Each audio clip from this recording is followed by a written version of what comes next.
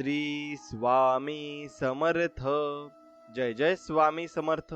स्वामी भक्तांनो, स्वामींचे असेच प्रभावी मंत्र ऐकण्यासाठी आपल्या चॅनलला सबस्क्राईब करा आणि बाजूला असलेली बेल आयकॉन नक्की दाबा आणि आपल्या व्हिडिओला एक लाईक करून कमेंटमध्ये श्री स्वामी समर्थ असं नक्कीच टाईप करा. म्हणून आजचा दिवस गमावू नका. फक्त व्हिडिओ प्ले करा, फोन बाजूला ठेवा आणि हा मंत्र ऐकत राहा. काम करत असाल तरी सुद्धा मंत्र सुरू ठेवा, कारण तो आपल्या प्रभावाने तुमचं नशीब बदलतो. कोणतेही कार्य अशक्य नाही जेव्हा स्वामी समर्थांच्या मंत्राच पाठबळ असतं. भक्तांनो, आजपासून तुमच्या घरात संपत्तीचा वर्षाव सुरू होईल. अनेक भक्तांनी हा मंत्र ऐकून आयुष्य बदलले.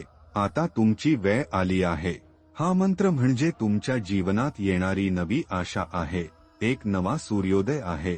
तुम्ही कितीही मेहनत केली असेल पण परिणाम नसेल तर आता फक्त हा मंत्र ऐका आणि जरा थांबा. परिणाम तुमच्या डोळ्यांसमोर दिसतील. भक्तांनो, आजचा दिवस तुमचं नशीब बदलण्यासाठी आला आहे. फक्त 5 मिनिट द्या आणि हे 5 मिनिट तुमचं आयुष्य बदलतील. हा मंत्र फक्त शब्द नाही, हे ब्रह्मवाक्य आहे. दररोज सकाळी आणि रात्री या मंत्राचा जप ऐका. काहीही करायचं नसेल, फक्त प्ले करा आणि ऐकू द्या. मंत्र ऐकताच तुमच्या आयुष्यात शांतता, स्थैर्य आणि धनप्राप्तीचं वलय निर्माण होईल. तुम्ही जिथे काम करता तिथे यशस्वी व्हाल. जिथे तुमचं पाय पडेल तिथे लक्ष्मीचा वास होईल. हा मंत्र केवळ गरिबीतून मुक्त करणारा नाही, तर जीवन समृद्ध करणारा आहे. स्वामी समर्थांची कृपा ही साक्षात धनलाभाची खूण आहे. त्यामुळे अजिबात वेळ वाया घालवू नका. मंत्र ऐका आणि मनापासून ऐका. जो ऐकतो तो अनुभवतो आणि जो अनुभवतो तो विश्वास ठेवतो. हे सगळं ऐकूनही जर तुम्ही थांबलात तर ते तुमचं मोठं नुकसान ठरेल, कारण अशा संधी दररोज येत नाही. अनेक भक्तांनी या मंत्राने अपार संपत्ती मिळवली आहे आणि ते आज श्रीमंत जीवन जगत आहे. तुम्हीही त्यांच्यासारखं जीवन जगू शकता. फक्त या मंत्राचा जप ऐका. हे कोणतंही सामान्य संगीत नाही, ही एक दैवी कंपन आहे. जेव्हा ते तुमच्या कानात शिरतं तेव्हा ते तुमच्या भाग्याचं दार उघडतं. आजपासून ठरवा, दररोज वेळ काढून हा मंत्र ऐकायचा. जर तुमचं ध्येय आहे श्रीमंती मिळवणं, तर हा मंत्र तुमचा मार्गदर्शक आहे. अडथळे, अडचणी, अंधार सगळं दूर होईल, कारण स्वामी समर्थ हे फक्त नाव नाही, ते कृपेचं मूर्तिमंत रूप आहे. लक्षात ठेवा, भक्ती आणि श्रद्धा हेच या मंत्राचे खरे प्रभाव आहेत. म्हणून आजपासूनच सुरू करा आणि अनुभवा त्या अपूर्व चमत्काराला.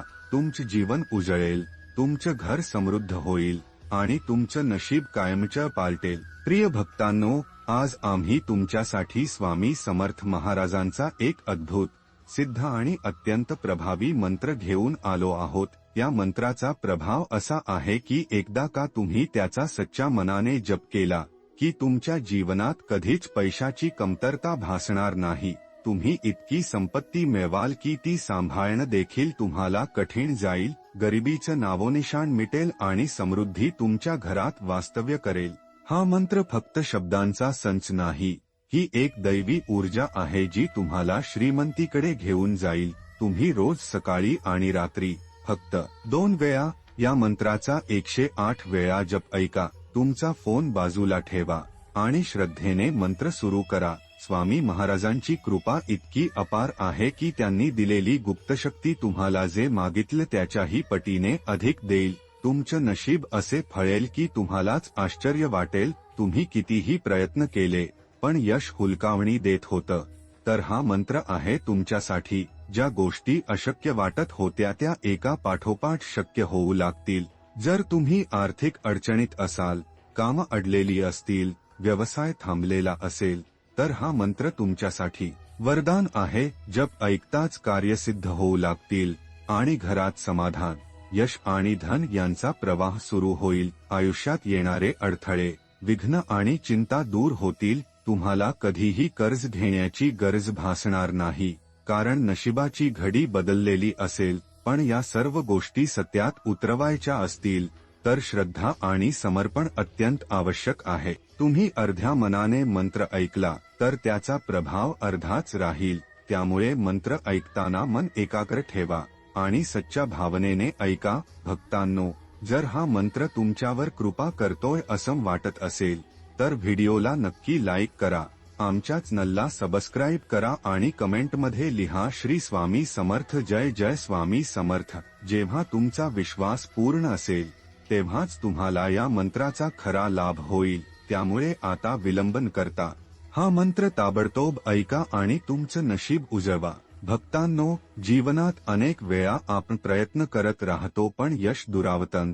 अशा वेळी एक विश्वास, एक दैवी आधार आवश्यक असतो. स्वामी समर्थांचा हा मंत्र म्हणजे तोच आधार आहे जो तुम्हाला अंधारातून प्रकाशाकडे घेऊन जाईल. तुम्ही आजपर्यंत अनेक मार्ग चाचपडले, पण जर ते सगळे निष्फळ गेले असतील तर आता हा मंत्र तुमच्यासाठी नवजीवन घेऊन येतो. दररोज फक्त 2 वेळा, 108 वेळा हा मंत्र ऐका आणि स्वामी महाराजांची कृपा अनुभवा. तुमच्या घरातील वास्तुदोष, मानसिक तणाव, आर्थिक अडचणी सगळं नष्ट होईल. जिथे हा मंत्र ऐकला जातो तिथे लक्ष्मी स्थिर होते आणि दरवाजे संपत्तीचे उघडतात.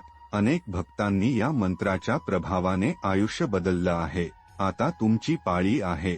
जर तुम्ही हा मंत्र श्रद्धेने ऐकाल तर तुमचं नशीब इतकं प्रबळ होईल की यश तुमच्या मागे धावत येईल. एखादा चमत्कार घडायला फार काही करावं लागत नाही, फक्त विश्वास हवा असतो आणि योग्य मार्गदर्शन. तेच या मंत्रात आहे. भक्तांनो, लक्षात ठेवा, अर्धवट प्रयत्न कधीच यश देत नाही.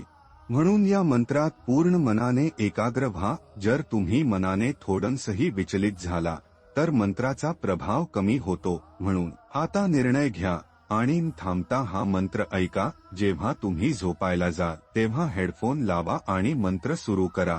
झोपेत सुद्धा हे कंपन तुमचं नशीब जागं करतात. तुम्ही ऑफिसमध्ये असाल, घरकाम करत असाल, फक्त मंत्र पार्श्वभूमीवर लावा आणि ऐकू द्या. कालपर्यंत जे शक्य नव्हतं ते आजपासून शक्य होईल. यश, संपत्ती, समाधान हे सगळं तुमचं होणार आहे. कारण स्वामी महाराज आता तुमचे जीवन स्वतः हातात घेणार आहे. म्हणून अजिबात वेळ वाया घालवू नका. हा मंत्र सुरू करा आणि तुमच्या घरात, मनात आणि नशिबात परिवर्तन पहा. जर तुम्हाला आयुष्यात अचानक धन, समृद्धी, सुख आणि ऐश्वर्य हवे असेल तर फक्त आजपासून हा मंत्र 108 वेळा श्रद्धेने आणि मनापासून मोबाईलवर ऐकायला सुरुवात करा.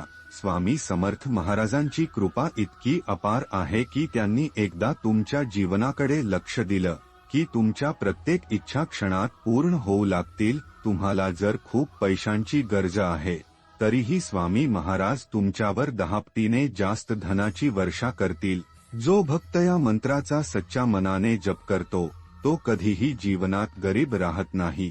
त्याच्या नशिबात कायम समृद्धी असते. जर तुम्हाला अपार संपत्ती मिळवायची आहे आणि तुमचे जीवन ऐश्वर्याने भरायचं असेल तर आजच्या या मंत्राला हलकं घेण्याची चूक अजिबात करू नका. आज आम्ही तुम्हाला स्वामी महाराजांचा एक अतिशय सिद्ध, प्रभावी आणि अद्भुत मंत्र सांगणार आहोत, ज्याच्या जपामुळे अनेक भक्तांना अमाप संपत्ती प्राप्त झाली आहे. ते भक्त आज मोठ्या श्रीमंतांमध्ये गणले जातात आणि त्यांच्या जीवनात गरिबीचं नावोनिशाणही उरलेलं नाही. भक्तांनो, जर तुमचाही असा निर्धार असेल की तुम्ही खूप श्रीमंत व्हायचं तर आजपासून या मंत्राचा नियमित जप सुरू करा. रोज फक्त 2 वेळा मोबाईलवर 108 वेळा हा मंत्र ऐका आणि पहा कसा तुमच्या जीवनात सकारात्मक बदल घडतो. हा मंत्र केवळ शब्दांचा संग नाही तर तो एक अदृश्य ऊर्जा आहे जी मध्यरात्री देखील तुम्हाला गुप्त धन देऊन जाते. अनेक भक्तांनी अनुभवले आहे की त्यांनी मंत्र ऐकायला सुरुवात केल्यावर काही दिवसांतच त्यांचं नशीब चमकलं आणि त्यांना गुप्त मार्गांनी मोठ्या प्रमाणात पैसा मिळाला.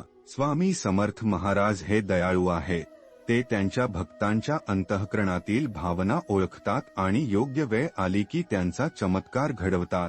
तुम्ही जर कोणतंही काम करत असाल तरीही मंत्र मोबाईलवर प्ले करून बाजूला ठेवा, कारण मंत्र ऐकण्याचा प्रभाव मनात खोलवर झिरपतो. जेव्हा तुम्ही ही साधना नियमित करता तेव्हा ही ऊर्जाच तुमचं संरक्षण करू लागते आणि पैशांचे स्रोत अनपेक्षितपणे उघडू लागतात. भक्तांनो, जेव्हा इतर मार्ग अपयशी ठरतात तेव्हा अध्यात्मच तो मार्ग असतो जो अंधारात प्रकाश दाखवतो. हा मंत्र फक्त ऐकण्यासाठी नसून तो एक साधना आहे, एक नाळ आहे जी तुम्हाला परमशक्तीशी जोडते. तुम्ही ज्यावेळी थकता, अडखळता किंवा निराश होता, तेव्हा हा मंत्र तुमचं आत्मबल वाढवतो आणि आशेचा किरण दाखवतो. जर तुम्ही ख्या अर्थाने श्रीमंतीकडे वाटचाल करायची असेल तर आजपासून या मंत्राची साधना सुरू करा आणि बघा की कसे स्वामी महाराज तुम्हाला प्रत्येक पातळीवर उन्नती देतात. आजचा दिवस तुमच्यासाठी एक नवा प्रारंभ ठरेल आणि उद्याचं स्वप्न वास्तवात उतरेल. कारण स्वामी समर्थ महाराज तुमचं भाग्य लिहायला सुरुवात करत आहेत, केवळ तुमच्या श्रद्धेच्या बळावर. चला तर मग जास्त वेळ न घालवता आपण या चमत्कारिक आणि प्रभावी मंत्राला लगेच सुरुवात करूया. ओम श्री शक्तिदाता श्री स्वामी समर्थाय नमः. ओम श्री शक्तिदाता श्री स्वामी समर्थाय नमः. ओम श्री शक्तिदाता श्री स्वामी समर्थाय नमः. ओम श्री शक्तिदाता श्री स्वामी समर्थाय नमः. ओम श्री शक्तिदाता श्री स्वामी समर्थाय नमः. ओम श्री शक्तिदाता श्री स्वामी समर्थाय नमः. ओम श्री शक्तिदाता श्री स्वामी समर्थाय नमः. ओम श्री शक्तिदाता श्री स्वामी समर्थाय नमः. ओम श्री शक्तिदाता श्री स्वामी समर्थाय नमः. ओम श्री शक्तिदाता श्री स्वामी समर्थाय नमः. ओम श्री शक्तिदाता श्री स्वामी समर्थाय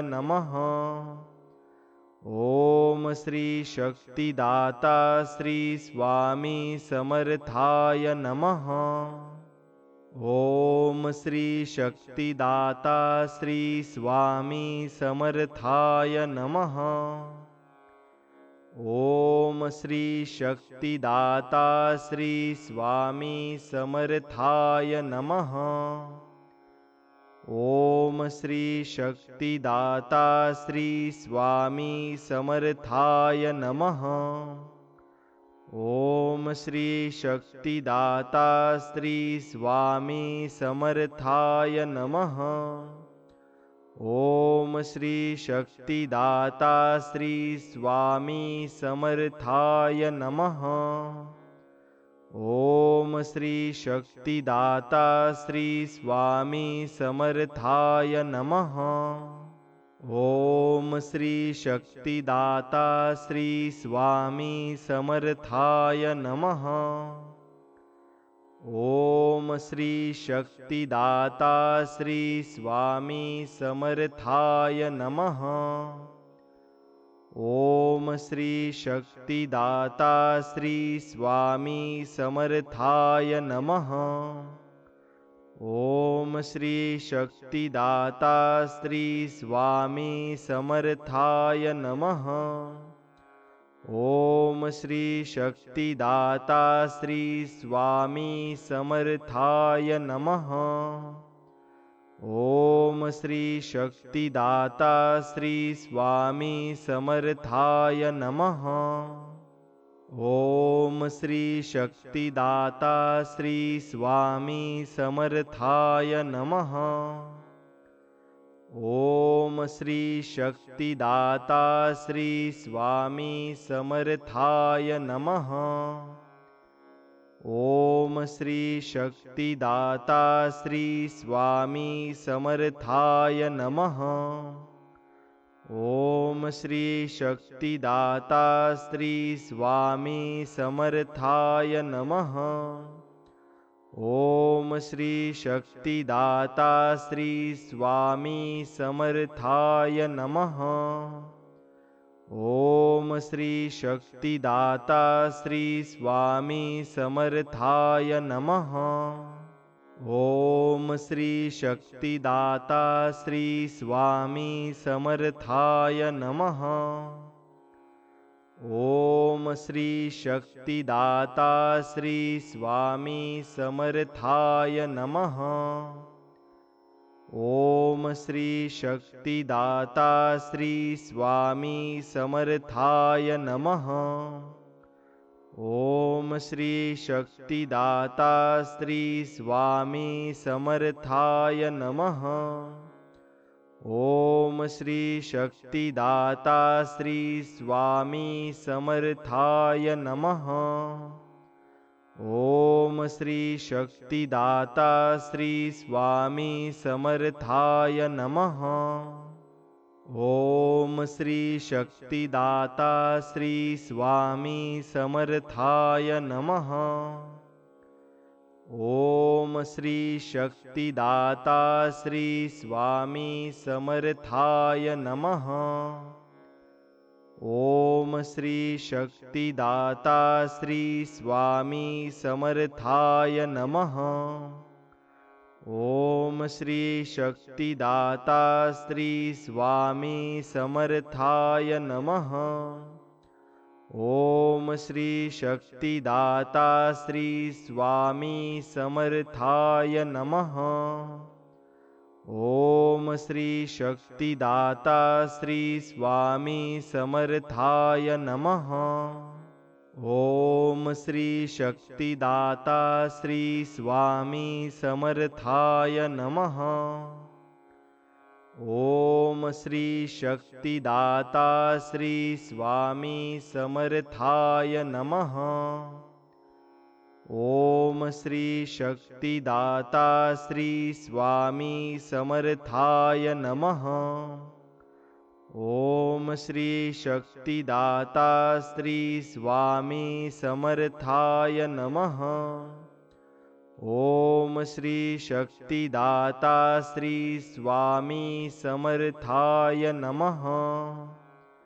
ओम श्री शक्तिदाता श्री स्वामी समर्थाय नमः।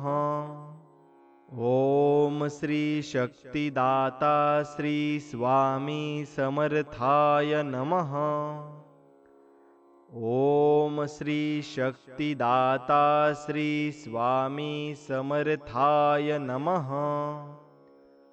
ओम श्री शक्तिदाता श्री स्वामी समर्थाय नमः। ओम श्री शक्तिदाता श्री स्वामी समर्थाय नमः। ओम श्री शक्तिदाता श्री स्वामी समर्थाय नमः।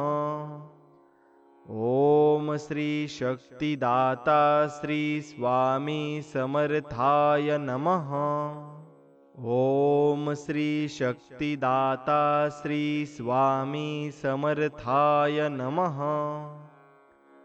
ओम श्री शक्तिदाता श्री स्वामी समर्थाय नमः। ओम श्री शक्तिदाता श्री स्वामी समर्थाय नमः। ओम श्री शक्तिदाता श्री स्वामी समर्थाय नमः। ओम श्री शक्तिदाता श्री स्वामी समर्थाय नमः। ओम श्री शक्तिदाता श्री स्वामी समर्थाय नमः। ओम श्री शक्तिदाता श्री स्वामी समर्थाय नमः। ओम श्री शक्तिदाता श्री स्वामी समर्थाय नमः। ओम श्री शक्तिदाता श्री स्वामी समर्थाय नमः। ओम श्री शक्तिदाता श्री स्वामी समर्थाय नमः। ओम श्री शक्तिदाता श्री स्वामी समर्थाय नमः। ओम श्री शक्तिदाता श्री स्वामी समर्थाय नमः। ओम श्री शक्तिदाता श्री स्वामी समर्थाय नमः। ओम श्री शक्तिदाता श्री स्वामी समर्थाय नमः। ओम श्री शक्तिदाता श्री स्वामी समर्थाय नमः।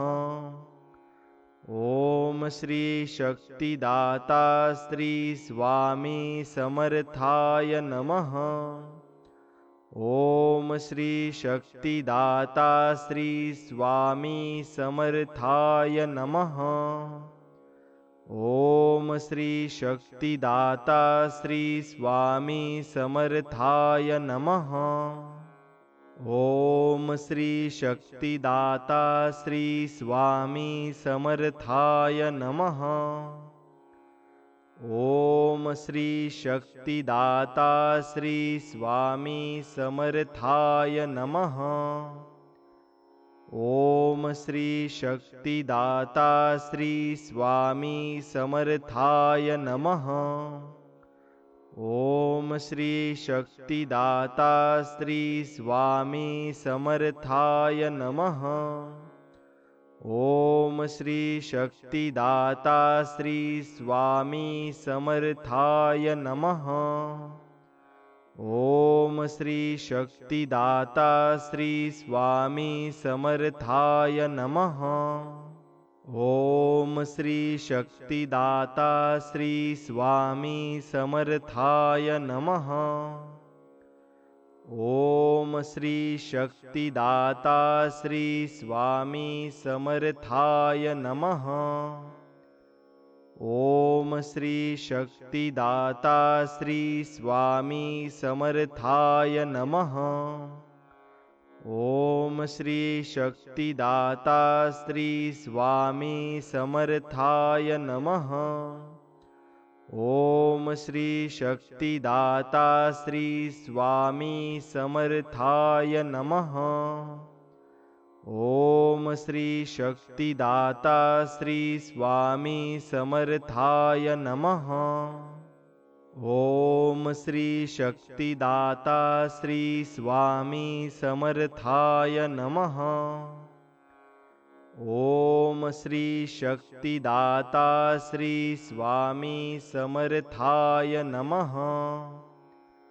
ओम श्री शक्तिदाता श्री स्वामी समर्थाय नमः। ओम श्री शक्तिदाता श्री स्वामी समर्थाय नमः। ओम श्री शक्तिदाता श्री स्वामी समर्थाय नमः। ओम श्री शक्तिदाता श्री स्वामी समर्थाय नमः। ओम श्री शक्तिदाता श्री स्वामी समर्थाय नमः। ओम श्री शक्तिदाता श्री स्वामी समर्थाय नमः। ओम श्री शक्तिदाता श्री स्वामी समर्थाय नमः। ओम श्री शक्तिदाता श्री स्वामी समर्थाय नमः। ओम श्री शक्तिदाता श्री स्वामी समर्थाय नमः। ओम श्री शक्तिदाता श्री स्वामी समर्थाय नमः। ओम श्री शक्तिदाता श्री स्वामी समर्थाय नमः। ओम श्री शक्तिदाता श्री स्वामी समर्थाय नमः। ओम श्री शक्तिदाता श्री स्वामी समर्थाय नमः।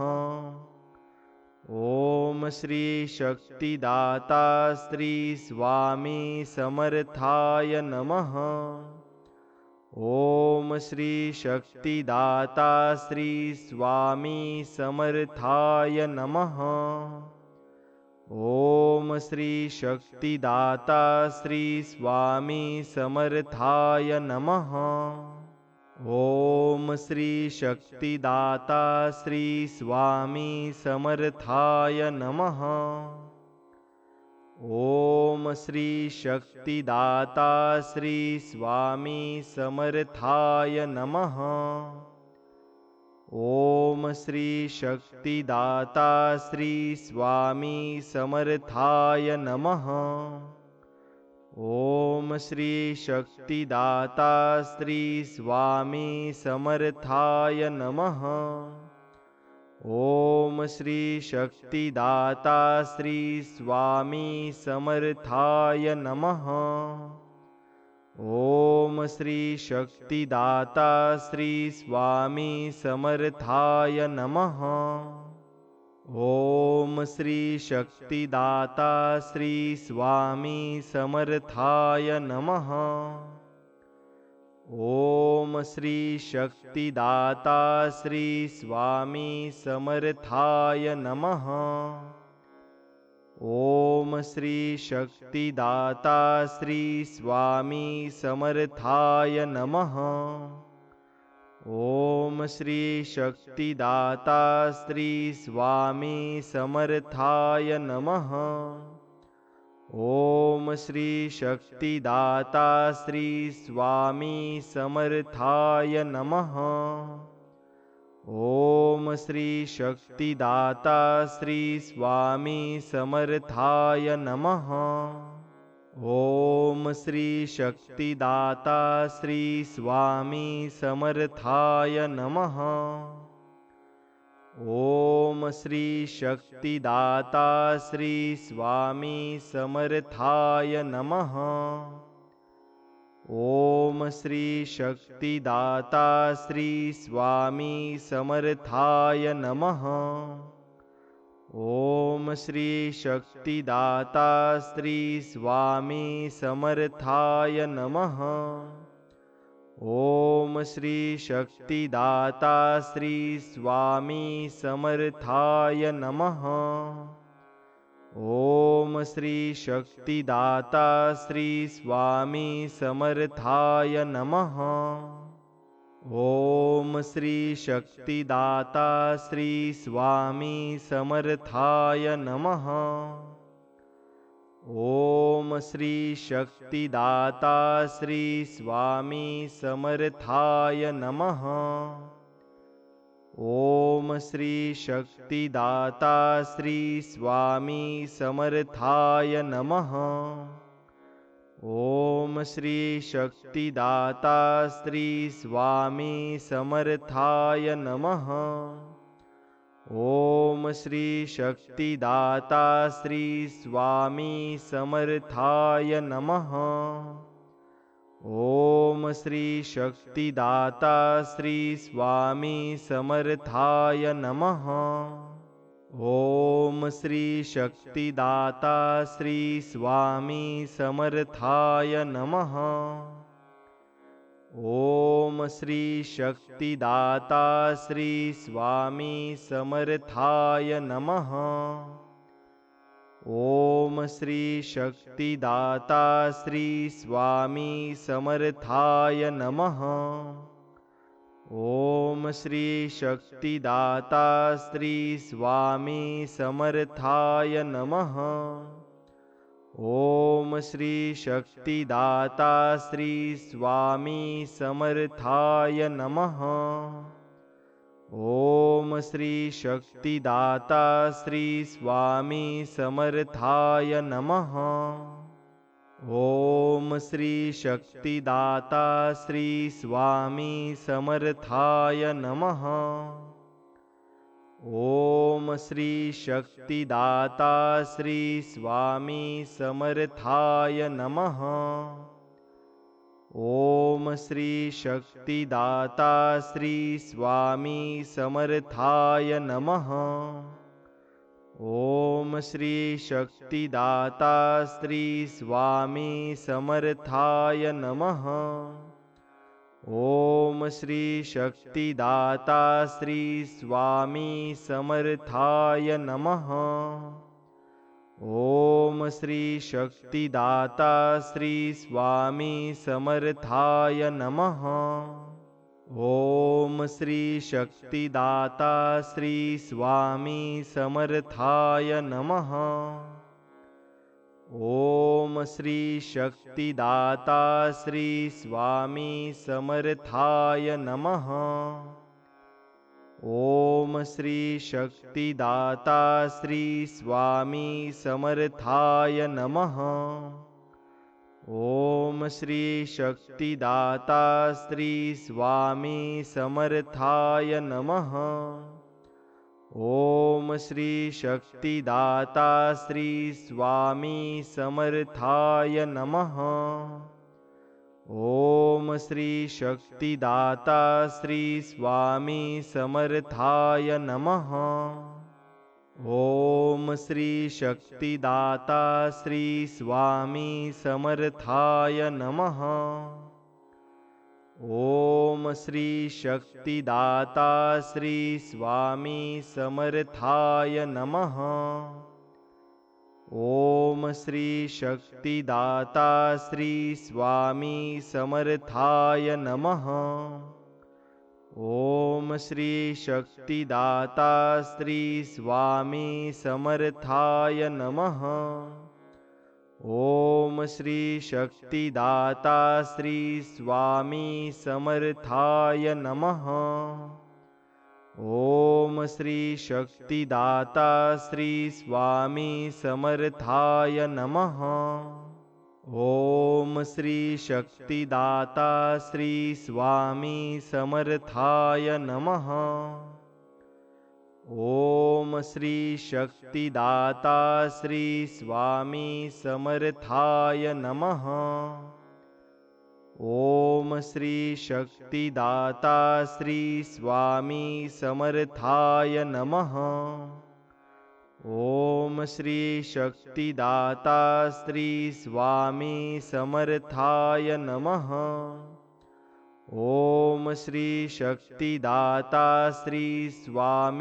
समर्थाय नमः। ओम श्री शक्तिदाता श्री स्वामी समर्थाय नमः। ओम श्री शक्तिदाता श्री स्वामी समर्थाय नमः। ओम श्री शक्तिदाता श्री स्वामी समर्थाय नमः। ओम श्री शक्तिदाता श्री स्वामी समर्थाय नमः। ओम श्री शक्तिदाता श्री स्वामी समर्थाय नमः।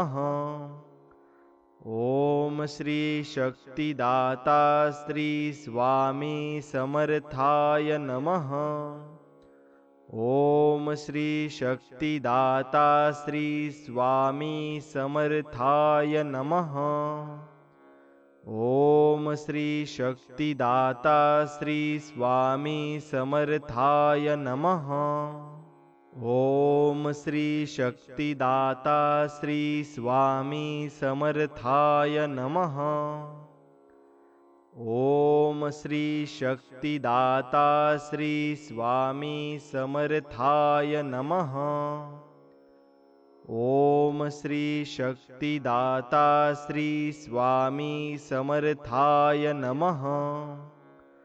ओम श्री शक्तिदाता श्री स्वामी समर्थाय नमः। ओम श्री शक्तिदाता श्री स्वामी समर्थाय नमः। ओम श्री शक्तिदाता श्री स्वामी समर्थाय नमः। ओम श्री शक्तिदाता श्री स्वामी समर्थाय नमः।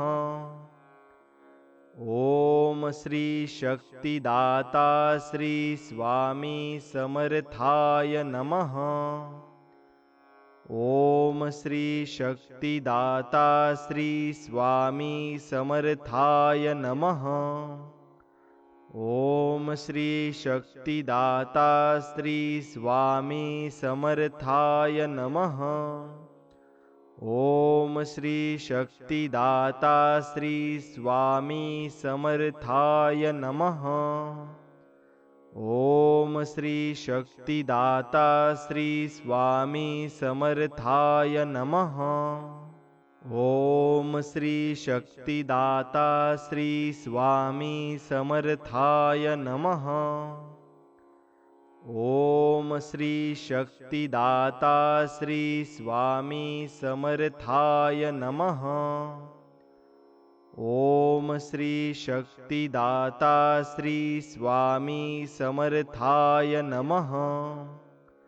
ओम श्री शक्तिदाता श्री स्वामी समर्थाय नमः। ओम श्री शक्तिदाता श्री स्वामी समर्थाय नमः। ओम श्री शक्तिदाता श्री स्वामी समर्थाय नमः। ओम श्री शक्तिदाता श्री स्वामी समर्थाय नमः। ओम श्री शक्तिदाता श्री स्वामी समर्थाय नमः। ओम श्री शक्तिदाता श्री स्वामी समर्थाय नमः। ओम श्री शक्तिदाता श्री स्वामी समर्थाय नमः। ओम श्री शक्तिदाता श्री स्वामी समर्थाय नमः। ओम श्री शक्तिदाता श्री स्वामी समर्थाय नमः। ओम श्री शक्तिदाता श्री स्वामी समर्थाय नमः। ओम श्री शक्तिदाता श्री स्वामी समर्थाय नमः। ओम श्री शक्तिदाता श्री स्वामी समर्थाय नमः। ओम श्री शक्तिदाता श्री स्वामी समर्थाय नमः। ओम श्री शक्तिदाता श्री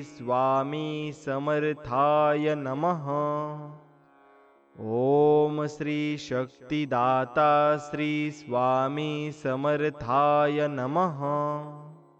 ओम श्री शक्तिदाता श्री स्वामी समर्थाय नमः। ओम श्री शक्तिदाता श्री स्वामी समर्थाय नमः। ओम श्री शक्तिदाता श्री स्वामी समर्थाय नमः। ओम श्री शक्तिदाता श्री स्वामी समर्थाय नमः। ओम श्री शक्तिदाता श्री स्वामी समर्थाय नमः। ओम श्री शक्तिदाता श्री स्वामी समर्थाय नमः। ओम श्री शक्तिदाता श्री स्वामी समर्थाय नमः। ओम श्री शक्तिदाता श्री स्वामी समर्थाय नमः। ओम श्री शक्तिदाता श्री स्वामी समर्थाय नमः। ओम श्री शक्तिदाता श्री स्वामी समर्थाय नमः। ओम श्री शक्तिदाता श्री स्वामी समर्थाय नमः। ओम श्री शक्तिदाता श्री स्वामी समर्थाय नमः। ओम श्री शक्तिदाता श्री स्वामी समर्थाय नमः। ओम श्री शक्तिदाता श्री स्वामी समर्थाय नमः। ओम श्री शक्तिदाता श्री स्वामी समर्थाय नमः। ओम श्री शक्तिदाता श्री स्वामी समर्थाय नमः। ओम श्री शक्तिदाता श्री स्वामी समर्थाय नमः। ओम श्री शक्तिदाता श्री स्वामी समर्थाय नमः। ओम श्री शक्तिदाता श्री स्वामी समर्थाय नमः। ओम श्री शक्तिदाता श्री स्वामी समर्थाय नमः। ओम श्री शक्तिदाता श्री स्वामी समर्थाय नमः। ओम श्री शक्तिदाता श्री स्वामी समर्थाय नमः। ओम श्री शक्तिदाता श्री स्वामी समर्थाय नमः।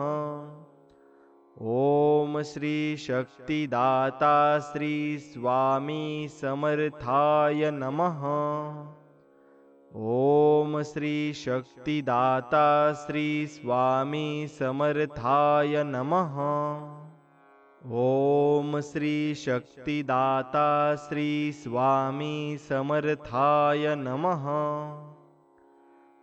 ओम श्री शक्तिदाता श्री स्वामी समर्थाय नमः।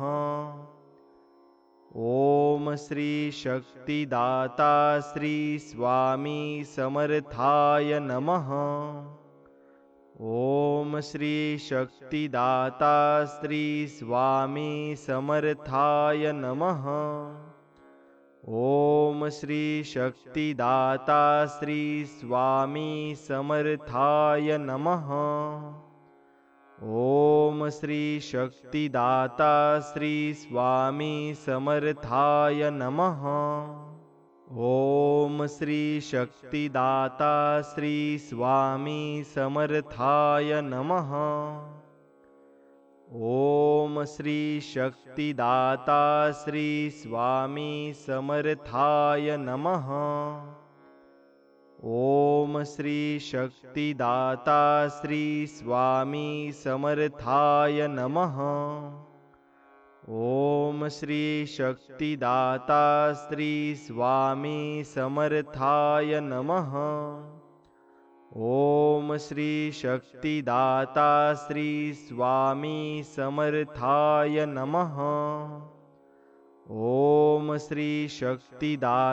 श्री स्वामी समर्थाय नमः। ओम श्री शक्तिदाता श्री स्वामी समर्थाय नमः। ओम श्री शक्तिदाता श्री स्वामी समर्थाय नमः। ओम श्री शक्तिदाता श्री स्वामी समर्थाय नमः। ओम श्री शक्तिदाता श्री स्वामी समर्थाय नमः। ओम श्री शक्तिदाता श्री स्वामी समर्थाय नमः। ओम श्री शक्तिदाता श्री स्वामी समर्थाय नमः। ओम श्री शक्तिदाता श्री स्वामी समर्थाय नमः। ओम श्री शक्तिदाता श्री स्वामी समर्थाय नमः।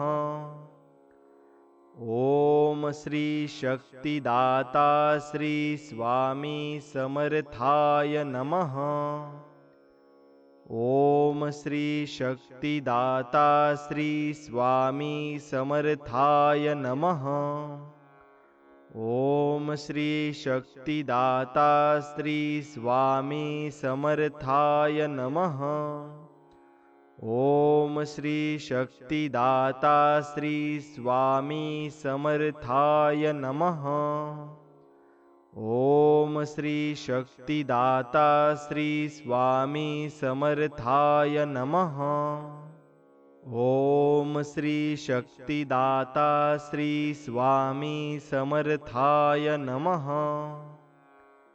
ओम श्री शक्तिदाता श्री स्वामी समर्थाय नमः। ओम श्री शक्तिदाता श्री स्वामी समर्थाय नमः। ओम श्री शक्तिदाता श्री स्वामी समर्थाय नमः। ओम श्री शक्तिदाता श्री स्वामी समर्थाय नमः। ओम श्री शक्तिदाता श्री स्वामी समर्थाय नमः।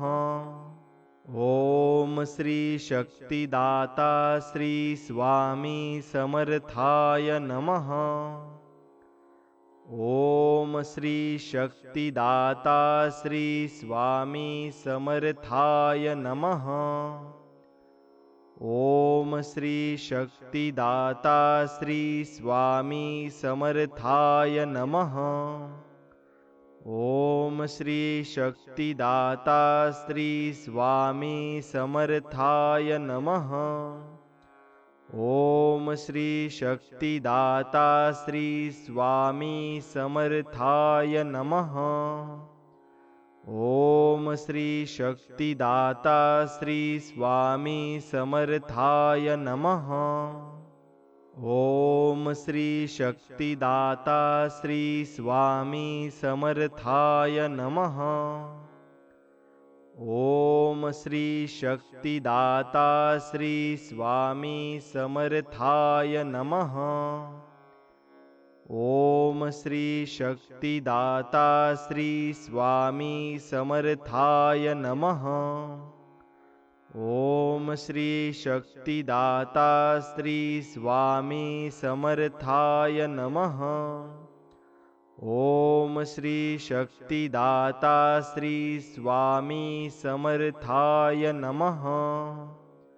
ओम श्री शक्तिदाता श्री स्वामी समर्थाय नमः। ओम श्री शक्तिदाता श्री स्वामी समर्थाय नमः। ओम श्री शक्तिदाता श्री स्वामी समर्थाय नमः।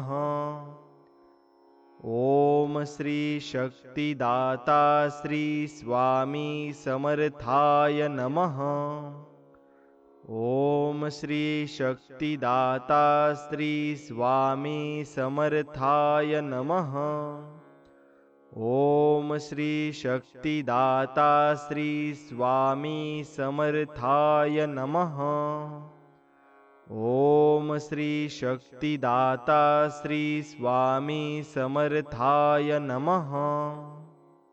ओम श्री शक्तिदाता श्री स्वामी समर्थाय नमः। ओम श्री शक्तिदाता श्री स्वामी समर्थाय नमः। ओम श्री शक्तिदाता श्री स्वामी समर्थाय नमः। ओम श्री शक्तिदाता श्री स्वामी समर्थाय नमः। ओम श्री शक्तिदाता श्री स्वामी समर्थाय नमः। ओम श्री शक्तिदाता श्री स्वामी समर्थाय नमः। ओम श्री शक्तिदाता श्री स्वामी समर्थाय नमः। ओम श्री शक्तिदाता श्री स्वामी समर्थाय नमः। ओम श्री शक्तिदाता श्री स्वामी समर्थाय नमः। ओम श्री शक्तिदाता श्री स्वामी समर्थाय नमः। ओम श्री शक्तिदाता श्री स्वामी समर्थाय नमः। ओम श्री शक्तिदाता श्री स्वामी समर्थाय नमः। ओम श्री शक्तिदाता श्री स्वामी समर्थाय नमः। ओम श्री शक्तिदाता श्री स्वामी समर्थाय नमः। ओम श्री शक्तिदाता श्री स्वामी समर्थाय नमः। ओम श्री शक्तिदाता श्री स्वामी समर्थाय नमः। ओम श्री शक्तिदाता श्री स्वामी समर्थाय नमः। ओम श्री शक्तिदाता श्री स्वामी समर्थाय नमः। ओम श्री शक्तिदाता श्री स्वामी समर्थाय नमः। ओम श्री शक्तिदाता श्री स्वामी समर्थाय नमः। ओम श्री शक्तिदाता श्री स्वामी समर्थाय नमः। ओम श्री शक्तिदाता श्री स्वामी समर्थाय नमः। ओम श्री शक्तिदाता श्री स्वामी समर्थाय नमः। ओम श्री शक्तिदाता श्री स्वामी समर्थाय नमः। ओम श्री शक्तिदाता श्री स्वामी समर्थाय नमः। ओम श्री शक्तिदाता श्री स्वामी समर्थाय नमः। ओम श्री शक्तिदाता श्री स्वामी समर्थाय नमः। ओम श्री शक्तिदाता श्री स्वामी समर्थाय नमः। ओम श्री शक्तिदाता श्री स्वामी समर्थाय नमः। ओम श्री शक्तिदाता श्री स्वामी समर्थाय नमः। ओम श्री शक्तिदाता श्री स्वामी समर्थाय नमः। ओम श्री शक्तिदाता श्री स्वामी समर्थाय नमः। ओम श्री शक्तिदाता श्री स्वामी समर्थाय नमः।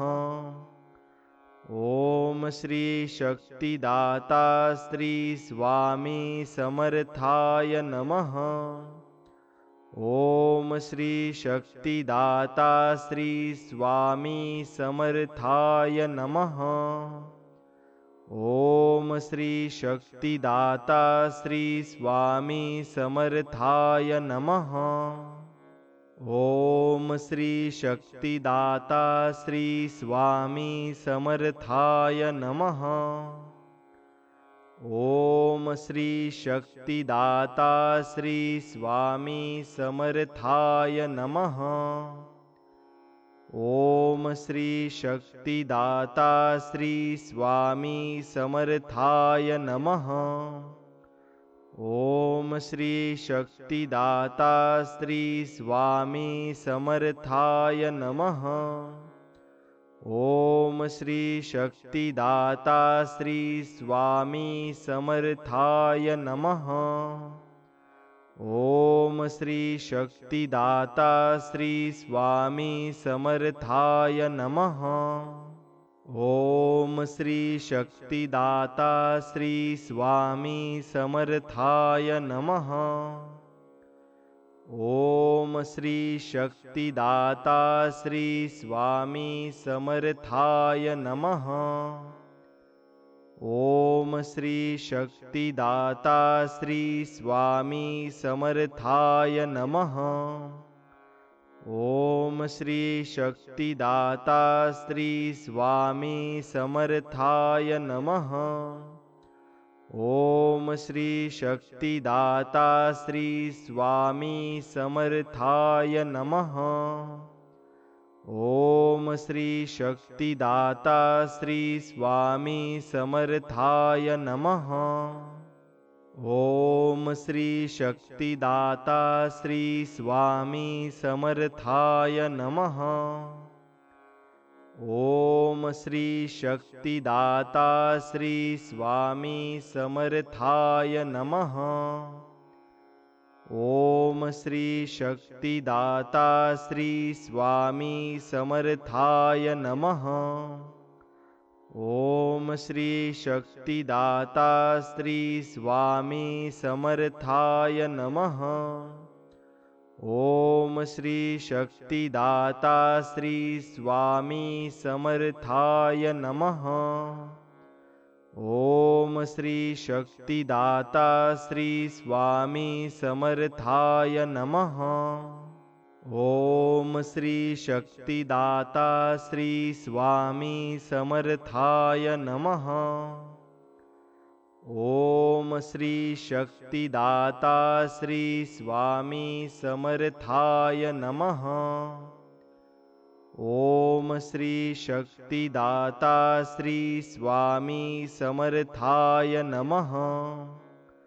ओम श्री शक्तिदाता श्री स्वामी समर्थाय नमः।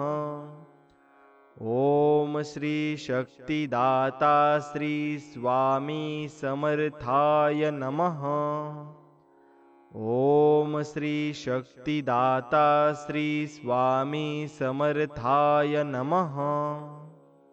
ओम श्री शक्तिदाता श्री स्वामी समर्थाय नमः। ओम श्री शक्तिदाता श्री स्वामी समर्थाय नमः। ओम श्री शक्तिदाता श्री स्वामी समर्थाय नमः। ओम श्री शक्तिदाता श्री स्वामी समर्थाय नमः।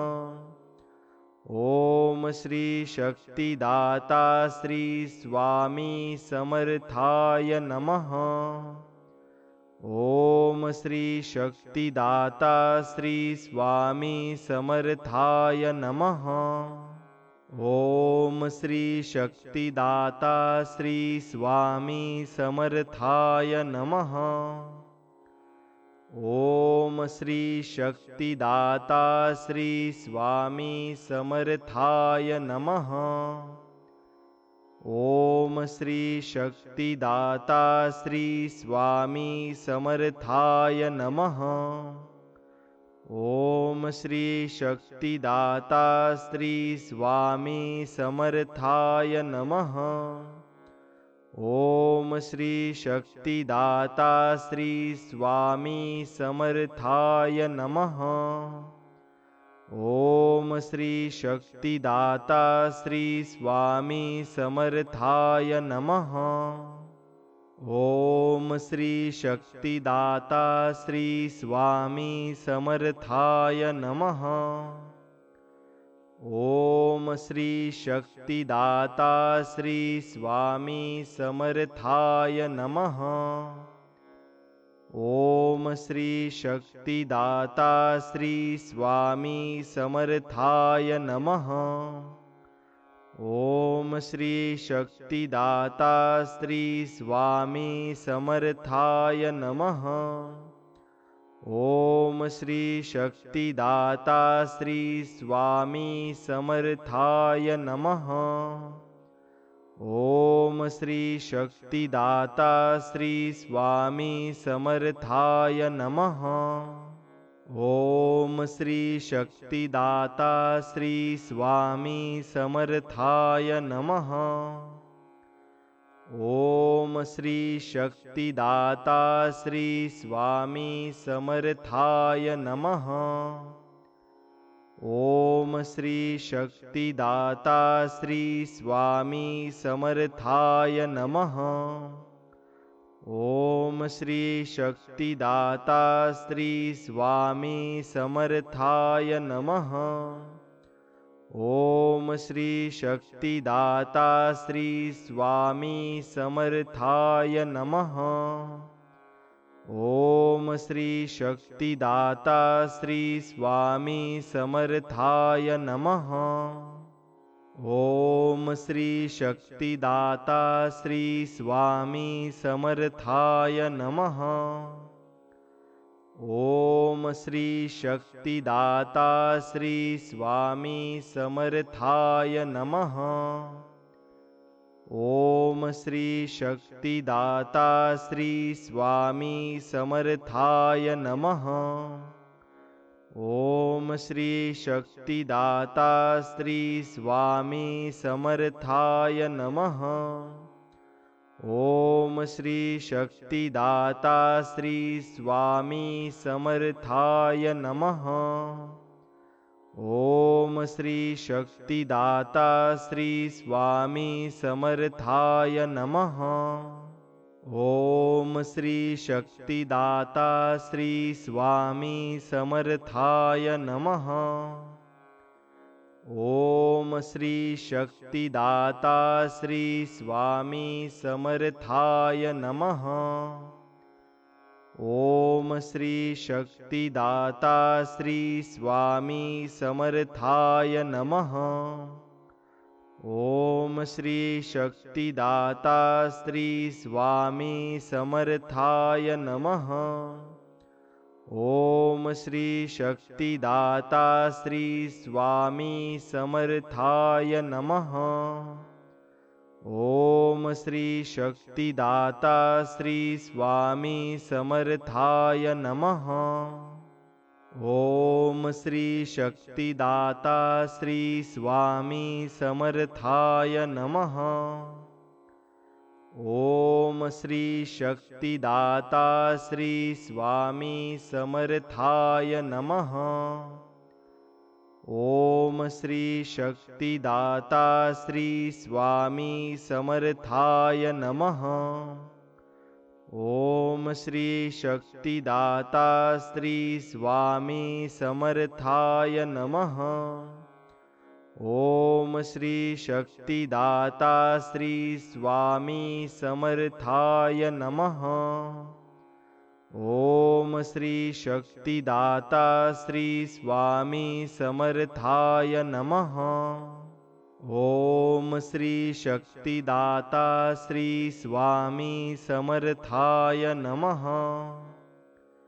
ओम श्री शक्तिदाता श्री स्वामी समर्थाय नमः। ओम श्री शक्तिदाता श्री स्वामी समर्थाय नमः।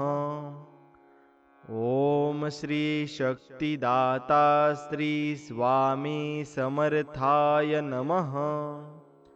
ओम श्री शक्तिदाता श्री स्वामी समर्थाय नमः।